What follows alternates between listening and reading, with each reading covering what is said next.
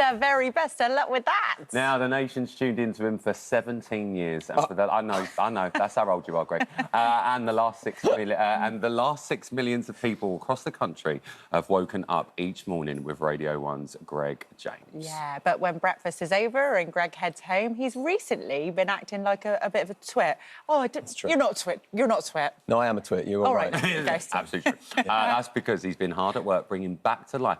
This is such an honour. Yeah. Two of the world's most loved children's characters, Roald Dahl's The Twits. Greg, my mind is blown at this, especially the story of how this even come along.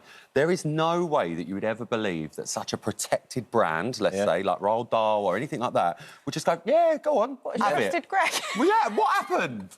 Well, we're amazing, and they said, do you want to write a new adventure? Well, so I've been writing children's books with Chris Smith for about 8 years now. Yeah. We did the Kid Normal series, and we were due to release another one of our own books this year, but then this came along. The Roald Dahl Story Company, as you said, had an idea. They said, do you want to write a story with the Twits? We will allow you to do it. And we went, yep, absolutely. Why wouldn't you? Yeah, because, you know, Roald Dahl, Matilda, Danny Champion of the World, the Twits, they were the first books that I ever read as a kid.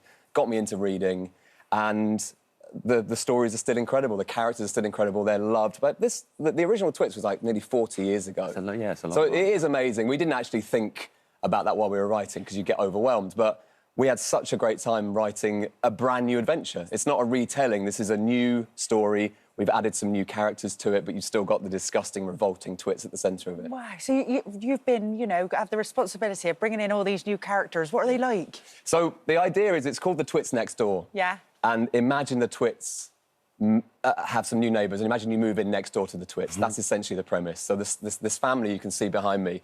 Oh, these are all the illustrations from the book? Yeah, these are the amazing illustrations of Emily Jones. They're incredible. This whole thing has been such a joy to do. So the lovely family live next door. And we thought, what's the funniest thing? Let's put the loveliest, most saccharine family next door to these horrible, nasty Twits and see what happens. And can the lovely family ever think that anyone's not lovely? Because they look positively on the world. They think everything's joyful. They think everything's brilliant. But they face to face with the Twits. And also, the Twits hate anyone that's happy. They hate other people. They hate kids more than anything. And we thought, let's put some kids and a lovely family next door to them and see what happens. Well, look, here is the book, The Twits Next Door. It's by Greg and Chris Smith. It's so exciting that you've got to do this. And like you said, with Kid Normal and everything, we know how fantastic you guys are. But to take that name at the top, Roald Dahl, on your book, how does that feel? Well, it was weird because we weren't overwhelmed by it, really, because we are fans of these characters and these stories. So we didn't want to let ourselves down. Yeah. So it wasn't like we were sitting there going, we mustn't let the children down. It was like, we know these characters really, really well. We know we can play with them, essentially, because they're so well known. Yeah. There's a shorthand already. People know about the disgusting beard. Yeah. They know about the hair and the flies around their head and stuff. So people know already about these characters. But where can we take them now? Yeah, and we added some new people into the mix, like the lovely family, and put some kids in it. We love writing young characters in our stories anyway. So kids as well. So Kid Normal was a group of kids, and all the other books we've done have been centred around a group of kids. So we're like, actually, maybe 2 kids in this story would be fantastic. The Twits would be quite fun. We're in a bit of a setting here, Greg, where I've got to say, this sofa's quite low for us. Yeah. It feels like we just want to do this. You look like you could be doing a little bedtime story for us. Got the voice for it. Would you like a little story? Yes. Yes, please. We would love a story. OK, this is your bedtime story. Thank you. OK, so we do the... oh, wow, we're getting... Yeah, babe, we've got a bucket. It's bedtime, dear. What, budget? Just turn the lights down? Yeah. So we also do these in audiobook. So Chris does the narration and I do all the voices. I put my drama degree to good use. Here we go. So here we go. There's a little bit of the book which features the 2 kids. This is Rough and Tumble. And basically their parents, the lovelies, don't believe the kids that these people are actually horrible and are playing pranks on them. So the kids decide to break into the Twits' house to get some evidence to show their mum and dad and go, look, these people are nasty. They are trying to get you out of the house. So here we go with a scene where Rough and Tumble, the 2 kids, are hiding in a wardrobe in Mr. and Mrs. Twits' house. The twins darted into the wardrobe and closed the door just as Mrs. Twit reached the top of the stairs.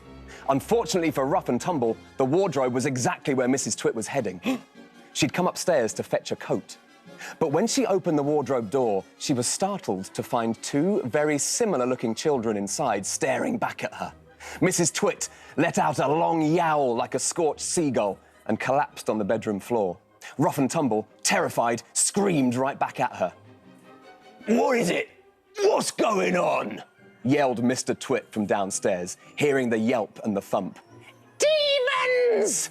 screamed Mrs. Twit. "There's demons in the wardrobe! Wardrobe demons!" Mr. Twit rushed upstairs. "They're not demons, you daft wash basin!" he snarled, peeking nervously round the bedroom door. "It's worse than that. It's children!" yelled Mrs. Twit in disgust, fumbling for her thwacking stick. The twins, desperate to escape from this foul couple, leaped out of the wardrobe and darted under the closest bed. "Poke 'em out!" urged Mrs. Twit, and she got down on her tummy, thrusting her stick beneath the bed like a snooker cue. "We'll catch 'em and bake 'em into a lovely pie." Oh my amazing. God! That was Good night.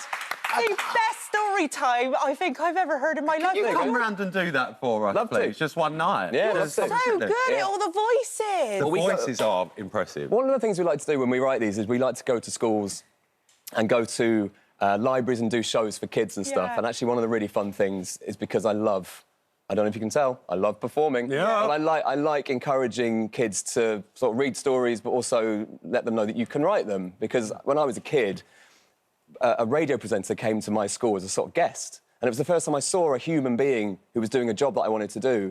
And that's quite straightforward, that little connection, you don't think how important that is. But actually, if a kid sees an author come to the school, they go, "Oh, that's just a person. I could do that." Yeah, I could do and that. that's one of the things is that we like getting out there and doing those sorts of things. And what's been the responses from the kids, you know, when you're doing all those voices and They reading hate those it. stories? Do they? What they get? No, it's really good. The first chapter actually Yeah. is we set the tone quite quickly with a chapter called "Mrs. Twit fills the toilet with wasps." Fine. So we start with that one in the school events, and essentially it's a whole chapter about Mr. Twit sitting on a toilet full of wasps, and they love that sort of thing. So they love Love it. but kids love that sort of revolting thing. Of course they do. That sort of mean thing, and also the baddies not winning. Like Yeah. the Twits don't win. Like spoiler, but that it's important Brilliant, that they don't, and that sort of love and happiness and like silliness prevails really over these nasty two. But the audiobook, I mean, if that's anything to go by, is going Yeah. to be incredible. Did Yeah. you base Mrs. Twit on an angry Alan Carr? Well, actually, do you know what? The voice is not a million miles away from a sort of a slightly more screechy Ryland. Oh, OK, fine. Really? I can hear a lot of... I think you can do a good Mrs. Twit, can you? I think I'll be all right. See? I'll do the next one for you. I wouldn't say it was Linda. No, by the way. it's not far off. No. To be Oh, you know, but but she like gets wound up. Yeah. You've been at radio today. How's it all going over at Radio 1? You still having a ball of a time over there? Do you know what? I really am. It's a funny one. I've been doing the breakfast show for nearly 6 years. 6 years next week, and I am constantly surprised by how much I love it, and I love getting up still, and I find it challenging still, and I find new bits of it that excite me, and I get to work with brilliant new people and sort of young people who are excited about being in radio, and I still find it really fun. It's honestly so what an lovely honour to to see meet you. you. I think you can tell. Yeah. If someone's on You the radio love it. and they're not enjoying it, you go, Yeah. You literally sounds like they're phoning it in. love But it. I genuinely love sitting there doing stupid stuff all day. You're incredible. amazing, mate. And I Honestly, like all Greg. your pranks as well. They're absolutely brilliant. You're very naughty, and it's all in here Yeah. as well. Yeah. The Twits Next Door by Greg James and Chris Smith. There it is. Thanks. Make sure you go and get it for the kids. Always love to see you, Greg. Thanks so much. Come back Greg, soon. well done.